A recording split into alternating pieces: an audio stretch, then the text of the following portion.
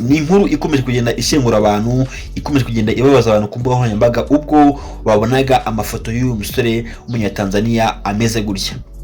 Benshi bakomeje kwibaza niba ari gutya yavutse cyangwa se niba ari ibintu byaje ari mukuru cyangwa se bikaba byaraje ari umwana, ariko ni ibintu benshi bakomeje kwibaza.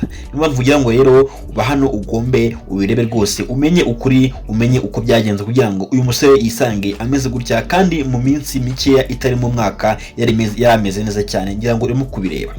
Gusa nyine ibi ngibi bikaba bimeze kuba bibabaza abantu benshi bavuga bati rwose ubuzima ni butoya, ubuzima nta muntu ukwiye kubwiratana, ati kuko rwose kuba yarameze gutya mu minsi mike akisanga nta jisho na rimwe afite rireba, umubiri wose wuzuye inkovu, wuzuye ibisebe byinshi cyane, ni ibintu we atabasha kwakirana gatoya.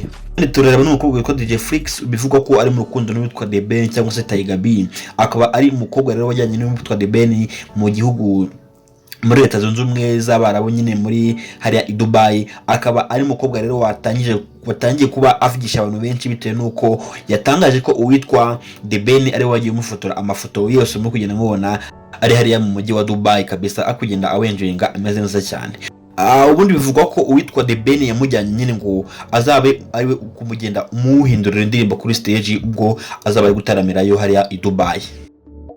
Kandi nanone tureba umukobwa witwa Kirenga Fiona bamamaye nka Hero the Queen, ubu ngubu yamaze kuba yakuza isabukuru y'imyaka 38 hafi 40 rwose. Gusa bitewe nuko hari icyamamare, bitewe nuko ateye benshi bakomeje kwibaza ko ku myaka y'umugore, bivugwa ko rwose bitewe nuko agaragara nk'umukobwa w'imyaka 20 cyangwa se 30 utayirengeje, kubera nyine ikimero cye, imiterere ye benshi bakomeza kugenda bareba cyane bakanayikunda rwose.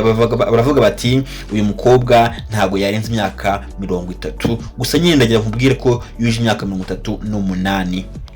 Musaba kandi niba utarakora subscribe ku muyoboro mugari wa YouTube, kora subscribe niba uri mushyashya, kandi niba usanzwe nk'uhaye ikaze bw'inobere amakuru y'imyidagaduro agenda avugwa ahantu hose mu Rwanda no mu mahanga. Atubwo nayo nashye naye mvuye mu kazi, mpora n'abajura bashaka kunyambura ibyanjye, ndabyanga, babona mfite imbaraga bahitamo kumena acide mu maso. Ubwo natabazaga ndi kuvuga ati mu ntabare, haje abajyaneza babiri baramfata banjyana kunyoza. Gusa ntibari bazi ko kunyoza kwabo ariko aribyo biri gutuma ahubwo barushaho kunyangiza uruhu rwanjye. Ubwo acide nyine yagiye imanuka mu maso, imanuka ahantu hose nyine igiye imanukira mu mazi, birangira aribwo irushijeho kuba yantwika, birangira nyine ngiye ndwara umubiri wose. Ati nubwo buryo yagiye ingeraho ahantu hose.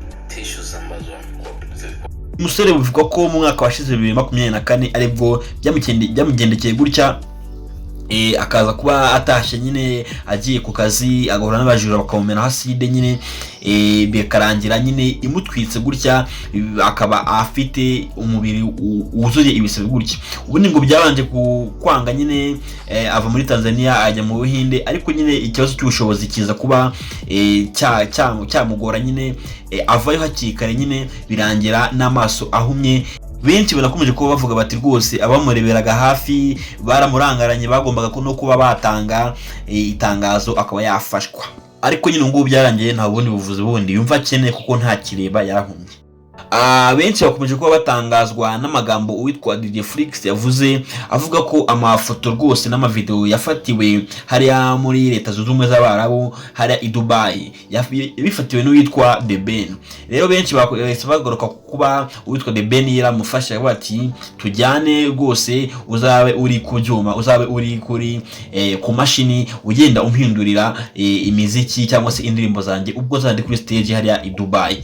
Rero benshi bakomeje kuba bavuga ko rwose uwitwa The Ben n'uwitwa DJ Flix bashobora kuba bari mu rukundo, ngo cyane ko uwitwa The Ben ari bamwijyaniye ku ikofi ye, ku buri kimwe cyose ubundi nyine niwe ukimumenyera. Binavuga ko rwose baba mu nzu imwe.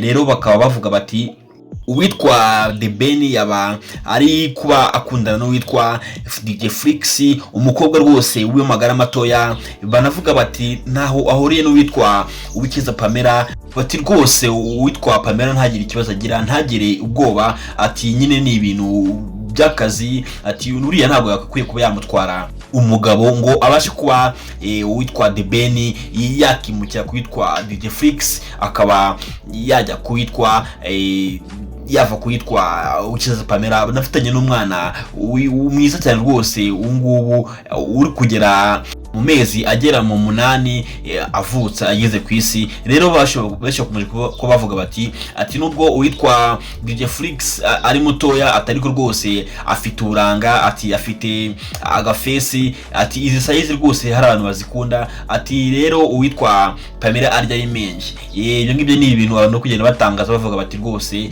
uwitwa The Ben yijyaniye ibiryo i Dubai, yijyaniye yasohokanye umuntu nuko batabizi, baravuga bati rwose ayo n'amagambo ari kugenda avugwa agenda zanwa n'abantu batandukanye. Gusa nyine benshi bavuga ko bagiye mu kazi, ariko nanone banakurikiyeho bakareba n'ubundi umubano bafitanye hano mu gihugu cy'u Rwanda. Rwose bivugwa ko ari abantu bumvikana cyane, kuko ndayibuka banajyanye muri Uganda aho The Ben yagiye gutaramira, abari we mu DJ nyine yari afite ugenda umumenyera indirimbo agenda aririmba kuri stage. Benshi rero bakaba bavuga ko ari akazi, ariko none abandi bakavuga ko harimo urukundo rwose bigaragara. Ni ibintu rero bikomeje kugenda biyoberana, gusa benshi bakomeje kuba bagenda bavuga ati uwitwa The Ben yaba ari mu rukundo n'uwitwa DJ Flix, akaba ari umwana mutoya rwose uri kuzamuka mu DJ.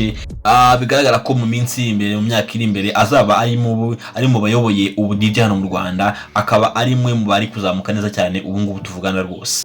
Ndagira ngo mbwire ngo ukore subscribe niba mushyashya kandi iri musanzwe uhawe n'ikaze rwose wisanga hano ku Mihara TV. Ndagira ngo ujye ukora subscribe ubone amakuru mu bambere, amakuru y'imyidagaduro, amakuru y'abasitari batandukanye hano mu Rwanda no mu mahanga, kugira ngo nyine ujye ubasha kuba wabona mu bambere nta namwe ugutanze. Buri cyambere n'amakuru kugira ngo nyine ujye ubasha kuba wakenjoyinga nk'abandi bose. Sinasuza nakubwiye kwitwa Kirenga Fiona, umukobwa w'ikimero cyane wamamaye nka Yellow the Queen. Numukobwa wavugishije abantu benshi, abakoresha imbuga nkoranyambaga, post zabaye nyinshi, niwe bari kuvuga gusa nta wundi. Ngo byagenze bite rero? Uyu mukobwa yagaragaje ko yuje isabukuru y'imyaka, ubwo yasereburaga nyine ari hafi ya keke nyine yateguye, avuga ati nujije imyaka, ati ngomba kuba naserebura nyine nkanye nkenjoyinga nk'abandi bose. Gusa nta kindi cyatangaje abantu, ahubwo abantu babonye imyaka yujuje baravuga bati ntabwo tubizi, bati ntabwo twabitekerezaga, ati ushobora kubona tubeshya rwose, kuko ngo imyaka ijya kuri 38 yose ngo ntago yaba ari yawe. Ngo bamwe bavuze ko rwose babona ko afite nk'imyaka igera kuri 25 cyangwa se ngo 30, ngo rwose mu 38 ngo wapi, ngo ikimero cye, ngo uko ameze, imiterere ye rwose ngo nagari umuntu ufite imyaka ingana gutyo, ngo nago byakunda ko rwose ngo yabateye gutya ngo gifite ira myaka, ngo yarananutse. Ese ndagira ngo mbwire wowe ni kwibona cyangwa avugisha ukuri? Yego imyaka ni imibare, ariko se ngo nago byabigaragara ku mafoto ko kuze. Ndagira rwose ujye muri comment utubwire rwose wumve uko niba yabatubiza uko cyangwa se niba yatubeshya.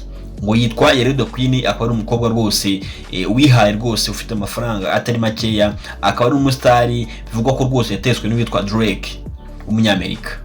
Kana subscribe, ukande kunzogera, like, share and comment kugira ngo ujye ubasha kubona amakuru nk'aya ngaya gatandukanye kandi uyabone mu wa mbere. Nje mwana ni Christophe, ndabakunda cyane, murakoze.